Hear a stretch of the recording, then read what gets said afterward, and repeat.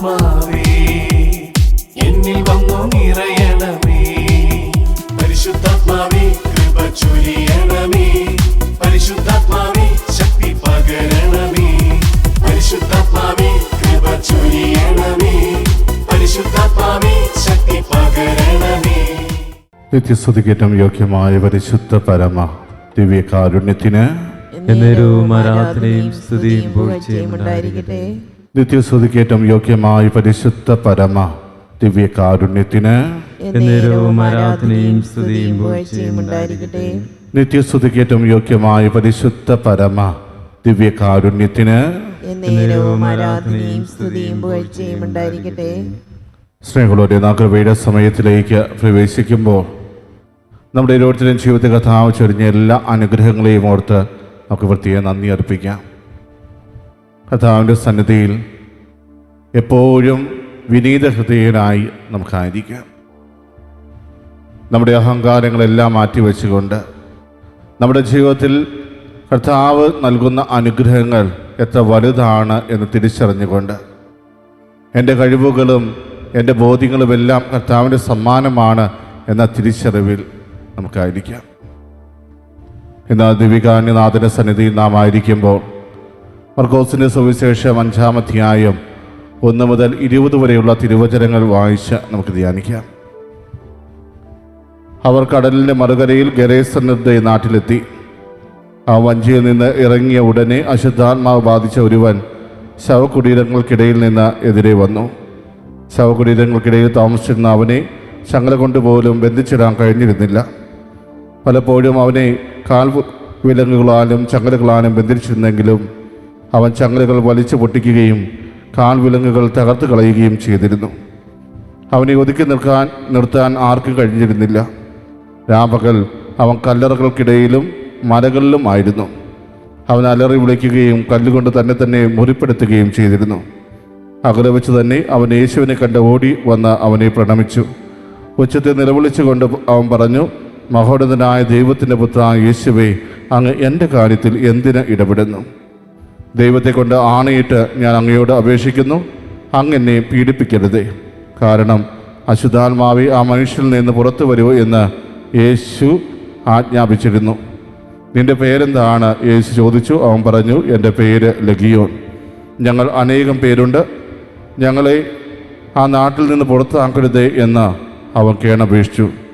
വലിയൊരു പന്നിക്കൂട്ടം മലമുകളിൽ മെയ്യുന്നുണ്ടായിരുന്നു. ഞങ്ങളെ ആ പന്നിക്കൂട്ടത്തിലേക്ക് അയക്കുക, ഞങ്ങൾ അവയിൽ പ്രവേശിച്ചു കൊള്ളട്ടെ എന്ന് അവർ അപേക്ഷിച്ചു. അവൻ അനുവാദം നൽകി.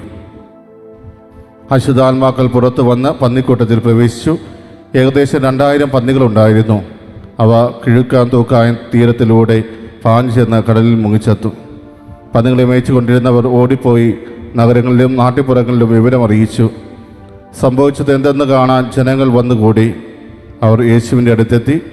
ലഗിയോൻ ആവേശിച്ചിരുന്ന പിശാച് ബാധിതൻ വസ്ത്രം ധരിച്ച് സുബോധത്തോടെ അവിടെ ഇരിക്കുന്നത് കണ്ട് അവർ ഭയപ്പെട്ടു.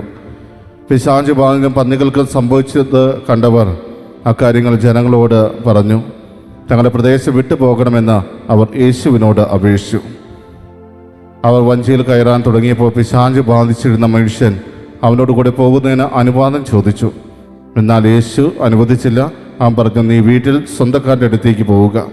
കർത്താവ് നിനക്ക് വേണ്ടി എന്തെല്ലാം പ്രവർത്തിച്ചുവെന്നും എങ്ങനെ നിന്നോട് കരുണ കാണിച്ചുവെന്നും അവരെ അറിയിക്കുക.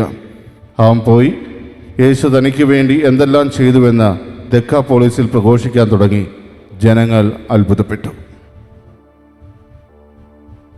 സ്നേഹമുള്ളവരെ, ഈ തിരുവചന വായനയിൽ നമ്മൾ കാണുന്ന ഒരു കാര്യം, യേശു ഒരു പിശാച് ബാധിതനെ സുഖപ്പെടുത്തിയതിൽ സന്തോഷിക്കാൻ കഴിയാത്ത ഒരു ജനസമൂഹത്തെയാണ്. ആ ജനസമൂഹത്തിൻ്റെ ഇടയിൽ ഒത്തിരിയേറെ പ്രശ്നങ്ങൾ സൃഷ്ടിച്ചുകൊണ്ടിരുന്ന ഒരു വ്യക്തിയായിരുന്നു ഈ പിശാച് ബാധിതൻ. അവനെ കാൽ വിലങ്ങ് കൊണ്ട് പോലും ഒതുക്കാൻ കഴിയാത്ത വിധം അത്ര ശക്തമായിട്ട് അവരെ അസ്വസ്ഥപ്പെടുത്തിയ ഒരു വ്യക്തിയാണ്. ഒരു തരത്തിലും സ്വസ്ഥത കൊടുക്കാതെ നിരന്തരം അവരുടെ ജീവിതത്തിൽ വലിയൊരു ശല്യമായി മാറിയ വ്യക്തി.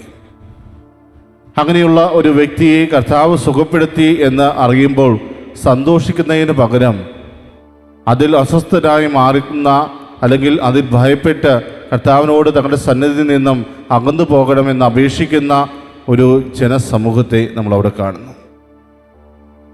പ്രിയമുള്ളവരെ, കർത്താവിൻ്റെ കരുണ ലഭിച്ചവൻ സുബോധത്തോടെ കർത്താവിൻ്റെ സന്നിധിയിൽ ഇരിക്കുന്നത് കാണുമ്പോൾ അവർ ഭയപ്പെട്ടു എന്നാണ് വചനം പറയുന്നത്. ഒന്ന് ആലോചിച്ച് നോക്കുക, തങ്ങളുടെ ഇടയിൽ എപ്പോഴും ഭീതി നിറച്ച ഒരു അന്തരീക്ഷത്തിലൂടെ കടന്നു വന്ന ഒരു വ്യക്തിയായിരുന്നു ആ പിശാച് ബാധിതൻ. ശവകുടീരങ്ങളിലും മലമുകളിലുമായി കഴിഞ്ഞിരുന്ന ഒരു വ്യക്തി. ആർക്കും ധൈര്യത്തോടെ അവനെ സമീപിക്കുവാൻ സാധിച്ചിരുന്നില്ല.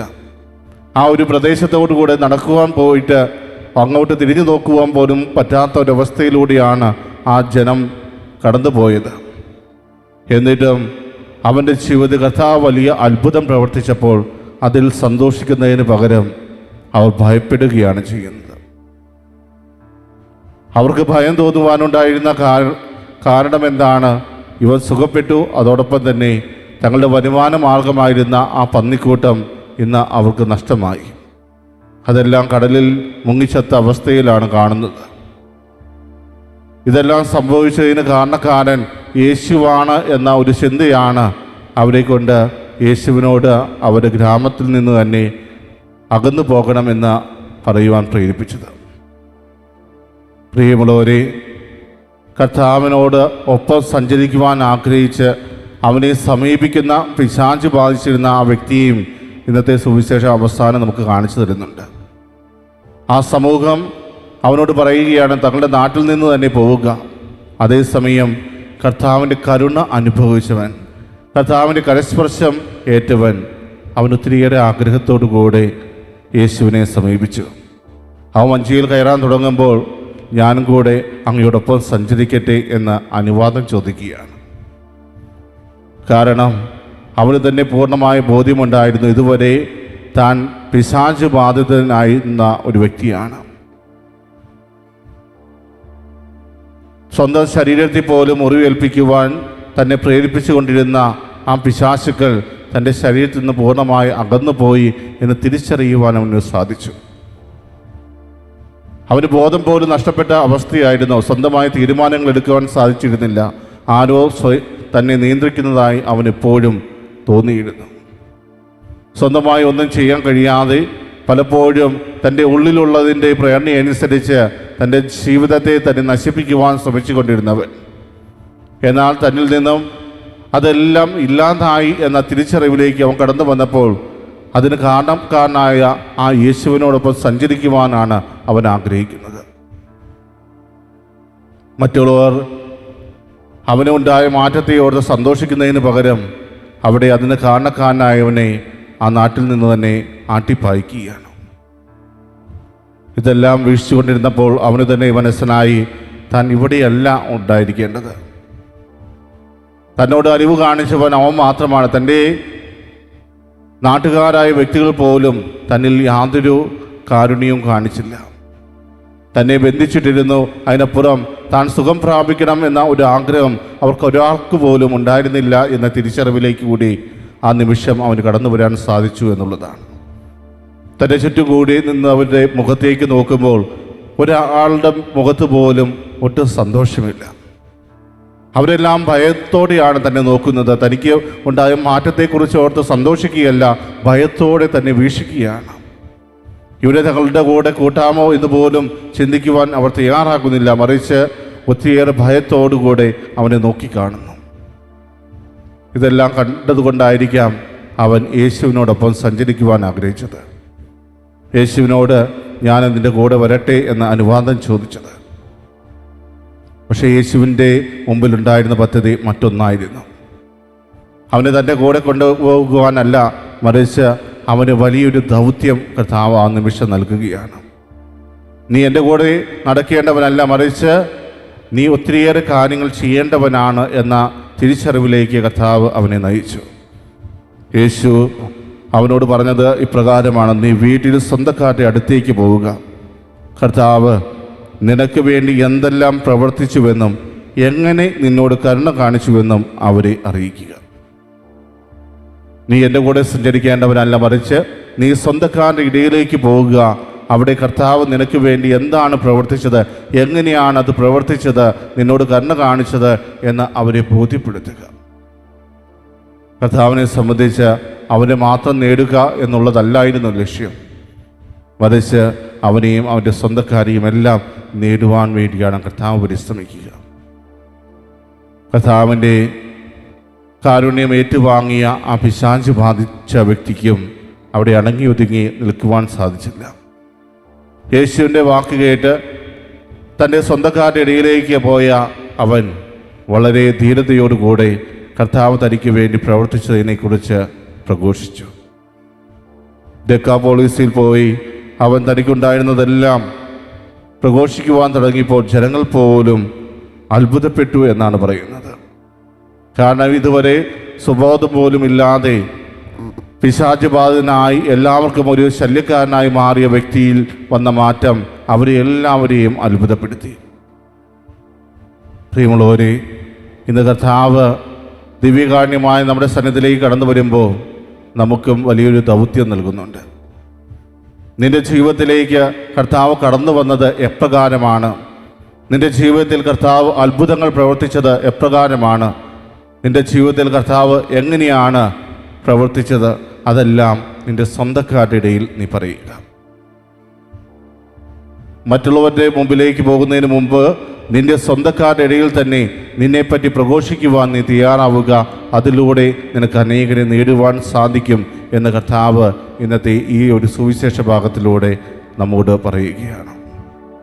പ്രിയമുള്ളവരെ, നമുക്ക് അതിന് സാധിക്കുമോ? പിശാച് ബാധിതനായ വ്യക്തി കർത്താവിൻ്റെ സൗഖ്യദായകമായ കരം അവൻ്റെ മേൽ പതിച്ചപ്പോൾ പൂർണ്ണമായും സൗഖ്യം പ്രാപിച്ചു. തനിക്ക് സൗഖ്യം നൽകിയ കർത്താവിനെ അനുഗമിക്കുവാൻ ആഗ്രഹിച്ചവനോട് കർത്താവ് വലിയൊരു ദൗത്യം നൽകിക്കൊണ്ട് പറഞ്ഞു, നീ നിൻ്റെ സ്വന്തക്കാരുടെ ഇടയിലേക്ക് പോവുക, അവരുടെ മുമ്പിൽ നീ ഒരു സാക്ഷ്യമായിട്ട് മാറുക. ഇന്ന് നമ്മോട് ഓരോരുത്തരോടും കർത്താവിന് പറയാനുള്ളതും അതുതന്നെയാണ്. നിന്റെ ജീവിതത്തിൽ കർത്താവ് ഒത്തിരിയേറെ കരുണ വർഷിച്ചിട്ടുണ്ടെങ്കിൽ നീ അതിന് ഒരു സാക്ഷിയായിട്ട് മാറുക. മറ്റുള്ളവരുടെ മുമ്പിൽ നീ സാക്ഷ്യം നൽകുക. എൻ്റെ ജീവിതത്തിൽ എൻ്റെ കർത്താവ് ഇപ്രകാരമാണ് പ്രവർത്തിച്ചത്, എൻ്റെ ജീവിതത്തിൽ എൻ്റെ കർത്താവ് ഇതുപോലെയാണ് കടന്നു വന്നത്, എൻ്റെ ജീവിതത്തിൽ ഞാൻ വേദനിച്ചിരുന്ന അവസരങ്ങളിൽ എന്നെ ആശ്വസിപ്പിക്കുവാൻ എൻ്റെ കർത്താവ് ഇതുപോലെയാണ് കടന്നു വന്നത്, ഞാൻ തളർന്നു പോയ നിമിഷങ്ങളിൽ എൻ്റെ കർത്താവ് ഇതുപോലെയാണ് എന്നെ കൈപിടിച്ചുയർത്തിയത്.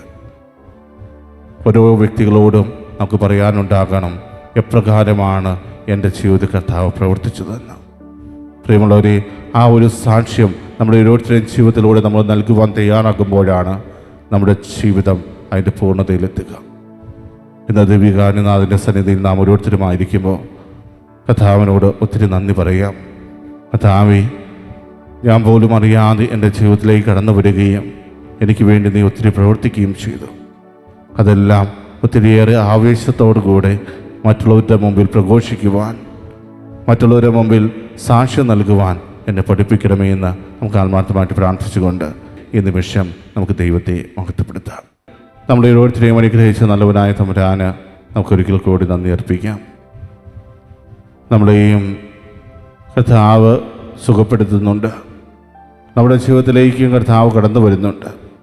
ആ നിമിഷങ്ങളിലെല്ലാം ആ പിശാച് ബാധിതനായ വ്യക്തിക്ക് നൽകിയ പോലെ വലിയൊരു ദൗത്യം നമ്മുടെ ജീവിതത്തിലും കർത്താവ് നൽകുന്നു.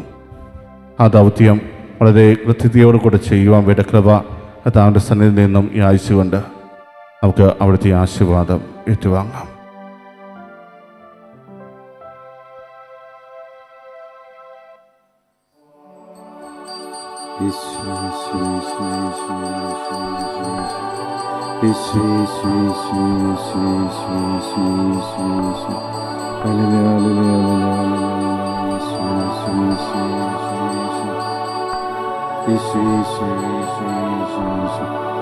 പരിശുദ്ധ പരമമാ ദിവ്യകാരുണ്യമേ, എന്നുമെന്നും അങ്ങേക്കാരാധന. പരിശുദ്ധ പരമമാ ദിവ്യകാരുണ്യമേ, എന്നുമെന്നും അങ്ങേക്കാരാധന.